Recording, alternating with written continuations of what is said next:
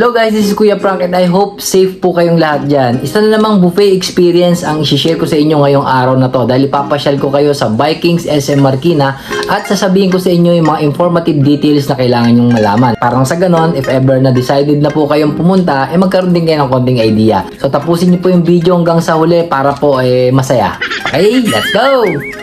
Alam nyo ba guys na ang Vikings ay may 12 branches na all over the Philippines? So guys, kung kakain kayo, mas better siguro kung alam niyo kung ano yung mas malapit sa inyo. At nga pala yung mga branches nila is dito sa SM MOA, SM Mega, SM Marikina, SM North EDSA, SM Lanang, SM Pampanga, SM Bacolod, SM Just Mall Makati, BF Parañaque, The Venue, SM Cebu, SM Bacolod. So 12 po yan guys. Nasa inyo po yan kung saan nyo gustong kumain na mas malapit sa inyo. Itong Vikings Buffet Restaurant is composed of different kind of dishes po. May mga local, international, Japanese, Chinese, Italian at kung ano-ano pa. So kung if ever nakakain po kayo dito guys, hindi po kayo maboboring. At siguradong masasarap po lahat at siguradong magugustuhan ninyo. Pwede po kayo magbalik-balik, magpakasawa po kayo kung anong gusto ninyo. Siyempre, kunin po ninyo yung sa tingin nyo hindi nyo nakakain usually. Yung mga kids po na kasama natin may kanya-kanya pong rate yan. Kapag weekdays, 3 feet below, that is free na po. Kapag 3 to 4 feet, that is 338.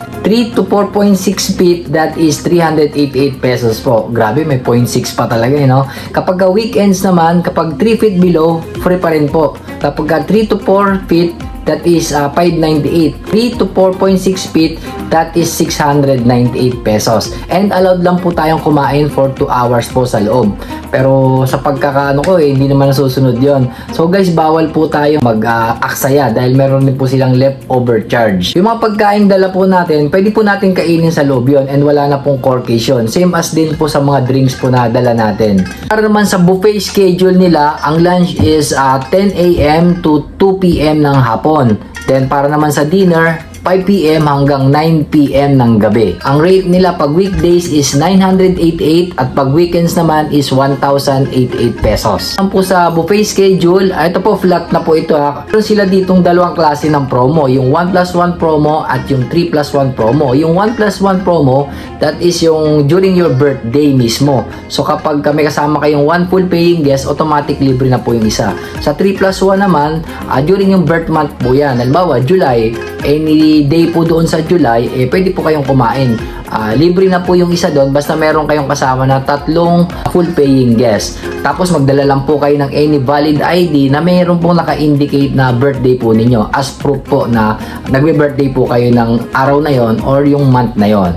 Para naman po sa mga senior citizen at PWD, less 20% po kayo doon sa pagkaing babayaran ninyo. And take note po guys yung bill po ninyo is hindi po eksaktong amount yun ng rate na nakasulat doon. Meron po yung nakapaloob na 5% service charge. Baka magtaka lang po kayo na medyo lumaki po yung bill ninyo.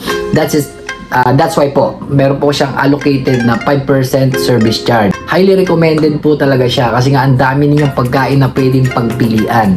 Po yung mga may share ko sa inyong informative details and panoorin po natin yung full video para sa ganon meron po kayong idea at mag-enjoy po kayo, makita ninyo kung ano yung mga pagkain na makakain ninyo. So guys, hanggang sa muli, ito nga pala si Kuya Frank. Bye bye.